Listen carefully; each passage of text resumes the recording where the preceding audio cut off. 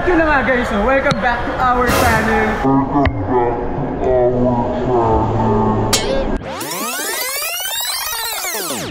Hulaan nyo kung nasan kami ngayon. Clue! Tuyong-tuyo dito.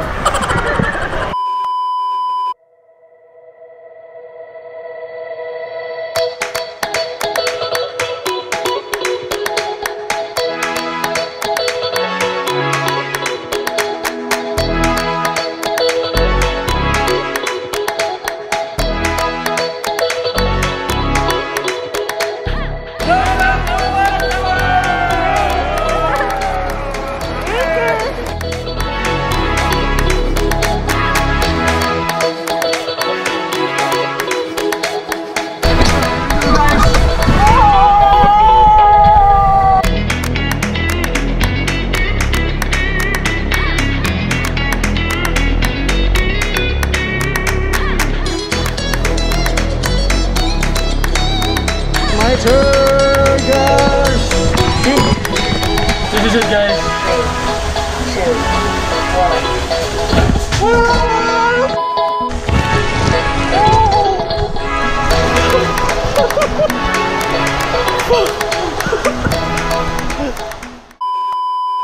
At ayun na nga guys, no?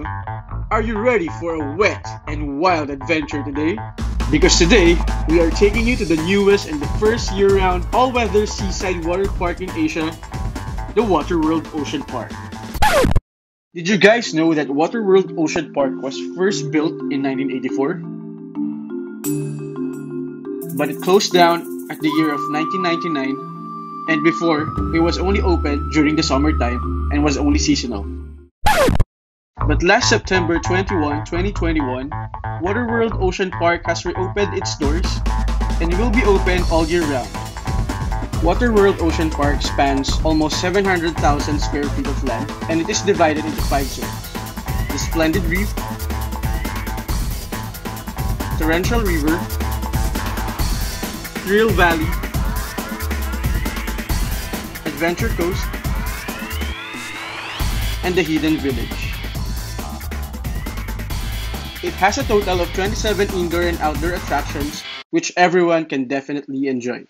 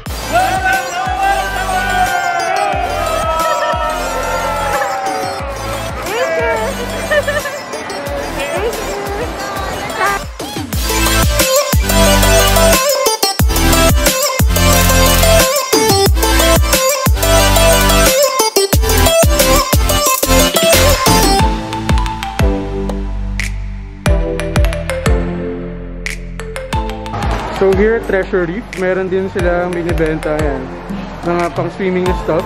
So if you guys, if you forgot to like bring yung mga pang swimwear nyo or yung mga like waterproof na mga lalagyan or cases, then they have a store here where you can buy those. Medyo nawawala kami guys. Nawawala kami sa Waterworld.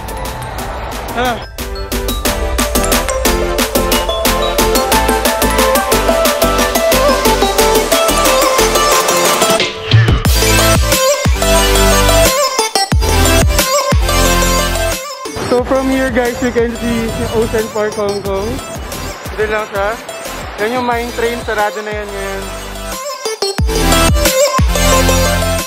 So these are the price range for the cabana. 20 pesos long class and then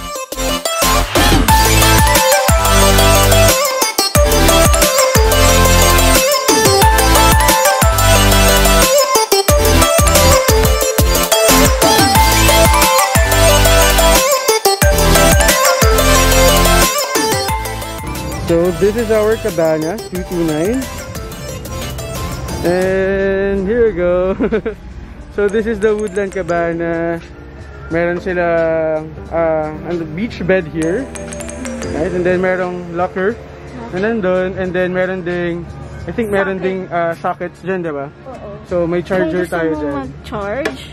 So meron tayong socket. Tapos ito daw yung sa ilaw. Ilaw. Okay, Pag gusto then mo buksan. we can cover this up. Merong mga curtains dito. And this is the view from our cabana. Sobrang init, guys. So I'm here at the cabana right now. So this is the Woodland Cabana, gaya nga nasabi ko. So you can see, if you want some privacy, guys, you can shut the curtains down. Tama ba yun? Or yun nga, i-put up yung curtain. Kaso sobrang init. So ang hirap kasi walang hangin na papasok. Kaya much better kung hindi siya nakalalabas or nakaganyan. Kung ano man tawag dyan. So anyway, sa Treasure Reef kanina, bumili sila ng warm mug. So I'm not sure kung para saan. Then, we also bought some, waterproof pouch. Kasi yun, medyo malayo kasi itong Cabanas dun sa mga attractions or dun sa mga slides. Dun sa pool, kaya we opted to buy yung Momax waterproof pouch. $100 to, guys. Dito yan sa Waterworld. So yun, para dala-dala lang namin yung cash or yung phone, di ba? Para accessible. Although sa phone naman, pwede na kaming mag-transact through Apple Pay or through Octopus. So guys, that's the Fullerton Hotel. Kung nakikita nyo, yan. Fullerton Hotel, Ocean Park. Kaso hindi pa siya gawa. I think 2022 pa yan magagawa. So, ayun, wala pang, kumbaga, pwedeng pag-stayan dito overnight sa Waterworld. So, ang pinakamalapit na hotel is yung Marriott Hotel sa Ocean Park. So, yun lang. Kaya yun, kung sakali man na gusto nyo magpunta rito or pamasyal sa Waterworld, I suggest na kumuha na lang kayo ng cabana instead. Kasi yun nga, may locker na siya. And eto, may konting privacy na rin kahit pa paano. So now, kakain muna kami, guys. Hintayin ko lang si Jam. Pero yun, it's around 12 noon na. Sobrang init, pero first stop namin, hanap muna kami ng makakainan. So again, you should always wear your mask, guys. Required yan dito sa Waterworld. Hi, love. Yan, sarap magpapasa.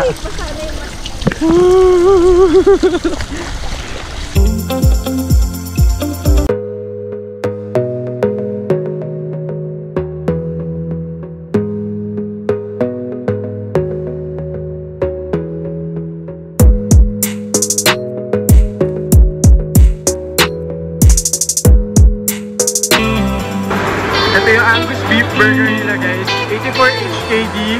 Kasama na yung nachos. Then add $14 for this salad and coke. Yung kay love, spicy beef brisket. $84 din. Then add 14 for the salad and the coke. Diba? 298 frozen patties later.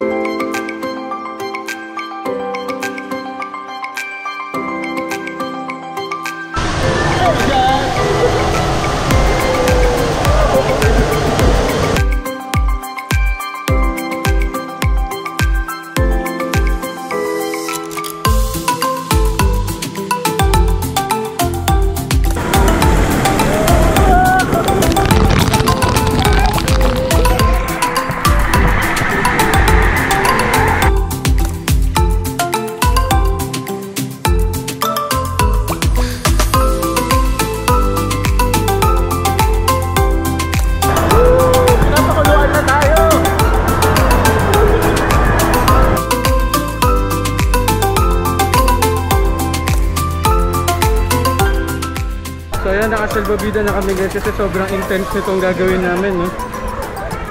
Sana kayanin namin. Sana talaga. Handa ka na ba, love?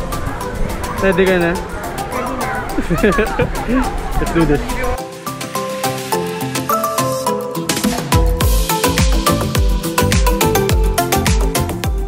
So, ayan, dinadala kami ng Agos nang walang effort. Ayun nga.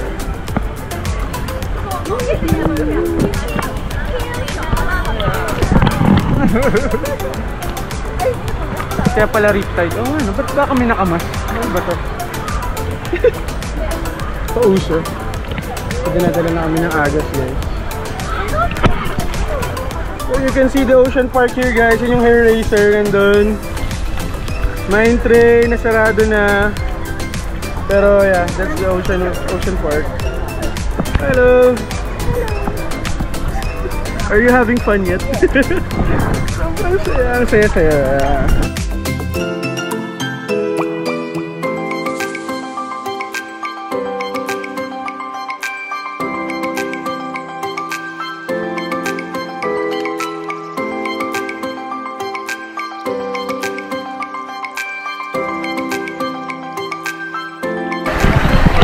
Do this, guys.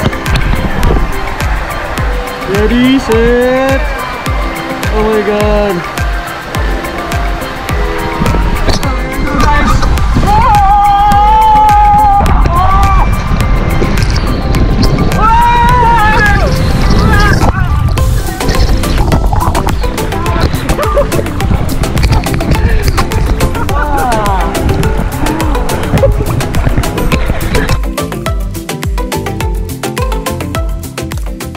Sobrang saya ng Rainbow Rush. Sobrang saya. Sobrang saya. Sobrang saya niya manood sa akin. Pero yun nga, guys, mapapansin nyo, haba ng pila ngayon. Ayan. Ngayon, we are trying out the Cyclone. Ano to, love? Spin and tropical twist. Ano bang mas Cyclone Spin, Tropical Twist. tropical twist na lang? Basta yun. Isa lang kasi yung lane niya or yung pila niya. And yun nga, guys, katulad ngayon, medyo maraming tao. We have the option to buy yung splash pass nila. So parang ano siya, sa Universal Studios parang ano siya, yung ano ba tawag dito? Yung parang quick pass. Nakalimutan ko yung term, exact term, pero yun yung hindi ka na kailangan pumili ng mahaba or ng matagal. Diretso ka na makakasakay dun sa attraction. Iba yung pila niya, guys, for the splash pass. So yan, pakita nyo, wala masyadong tao. Pero dito, ang haba ng pila. Pero okay lang naman. Maaga pa naman eh. So, sobrang effective or sobrang advisable na bumili kayo or magdala kayo ng waterproof na case. Just like what we have here. Just like what we have here. Kasi, yun nga, pwede mo siyang dalhin. Hindi ka na mag-worry na iwan yung gamit mo, especially yung phone. Kasi sa phone, pwede naman kami mag-transact na through Apple Pay or Octopus. So, ito na lang parang pinakadala namin all throughout dito sa pag-stay namin or you know, pagpila, pag-swim. So, ayun guys, better have one waterproof pouch with you. So yun, we're still waiting for our turn. Medyo matagal yung pila, mahaba yung pila dito. Pero yun nga, hindi kami bumili ng splash pass kasi this is our first time. So hindi namin ma-assess kung marami ba talagang tao. Although, medyo expected marami kasi kakabukas lang, di ba? No?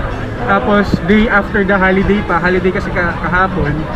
So most likely marami rin na nag-decide na ngayon pumunta. Pero so far okay naman, enjoy pa rin. Medyo mainit pero yung pinag-stayan naman or yung pila, yung queue line, meron naman siya mga shade where you guys can stay. May upuan, diba?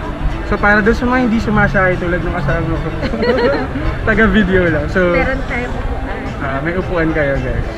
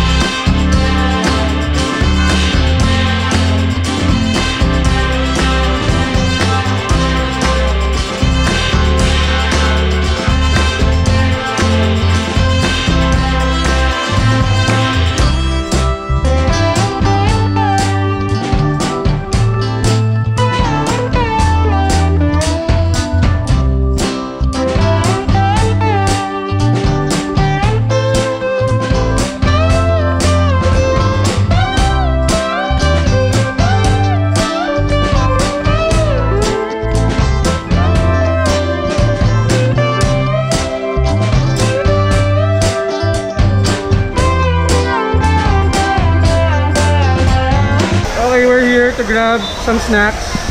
Nagutom kami. Nagutom kakaantay. Ako nagutom dun sa pila. So, nandito kami sa Big Wave Snacks. Let's see kung ano yung mga food nila rito. Their menu, guys. Thank you.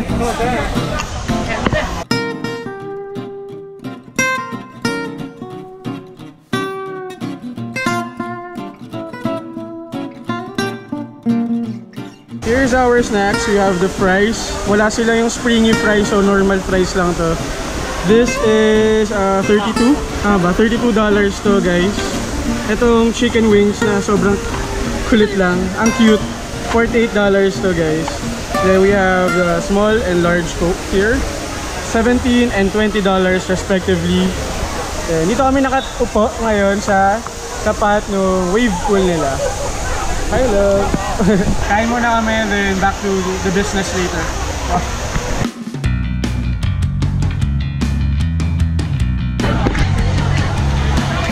It's our turn! Cover and chase!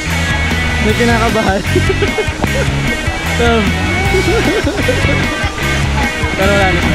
Hindi magka-back up. Magaling yan. Let's go, love.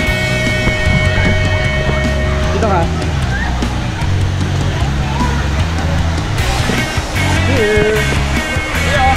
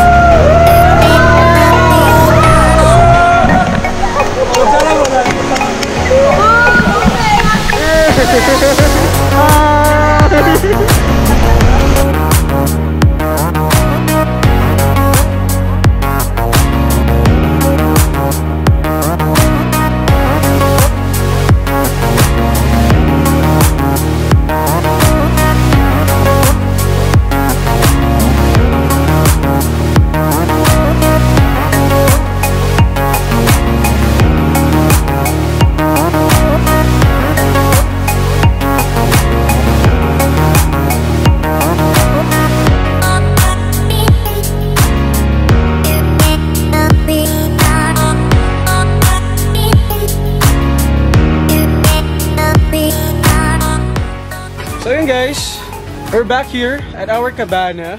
So ngayon lang namin siya na-enjoy. Ngayon lang namin naupuan to. Like, si Love, since di niya ako sinamahan sa Sky High Falls. So siya yung nauna rito sa cabana, nag-chill lang siya. Hindi ko alam ano yung ginawa. Nagbisa pala siya, nag-shower na siya. Then ako, ito, kakabalik ko lang. Sobrang enjoy naman. Yun lang, medyo ang nakakapagod is yung pagpila talaga. So we suggest guys na kapag, ano mo yun, di ba Love? Siguro kapag weekend or kapag holiday, you decided to go here sa Waterworld, might as well cash out a little, you know, a little money para dun sa splash pass nila para masulit yung punta nyo kasi it would take you around 50 up to more than an hour para dun sa ibang attractions eh. So para ma-maximize nyo yung stay nyo rito at yung pagpunta nyo, especially if you rented out a cabana like us. Pero yun nga, another option for you guys is to rent out yung lockers na lang nila, diba? Kasi mas cheap yun kumpara dito sa cabana. Imbis na sa cabana kayo gumastos. Sa pass na lang. Splash Sa? pass. Yeah, you're right, siguro. Mas okay na mag-spend na lang kayo ng splash pass kaysa mag-rent out ng cabana. But still, at least we were able to experience na ito nga. Ang ganda niya, lalo na kapag gabi, guys. Kung makita nyo, ang ganda ng cabanas kapag gabi. Diba? Very quaint lang and all. And yan, yun lang naman. Nagamit namin yung locker talaga. Yun yung pinaka binayaran namin yung locker kasi yung safety nung gamit namin, parang assured kami na naka-secure yung gamit namin. Secured kasi hindi rin makakapasok basta-basta yung guests na walang band like this one that we are wearing right now. Ayan. So yun, overall it was a great experience. Sobrang saya. You guys must try this and visit yung Waterworld. Madami pa kaming babalikan actually, di ba? Like, ang dami pa namin hindi na sakyan, especially ako na extreme yung mga gusto kong sakyan. So, si Love kasi hindi masyado, ganyan. Pero yun, I suggest you guys must see and visit yung Waterworld Hong Kong, Ocean Park Hong Kong.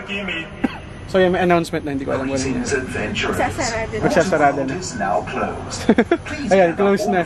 So, ayan guys, dito na rin namin tatapusin itong vlog na to guys. Maraming salamat sa pagsama sa aming Waterworld experience. Ito, closing na yung Waterworld. Kami rin, closing itong vlog na to. Maraming salamat guys. This has been JB Domingo with Jam Reyes. You know, stay safe. God bless and hey guys.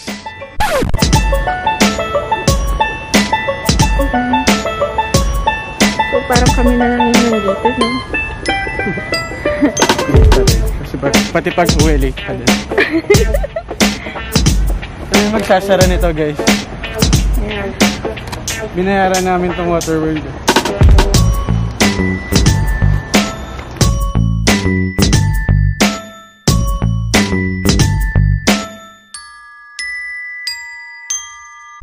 Welcome to Waterworld! Ay, babay na pala.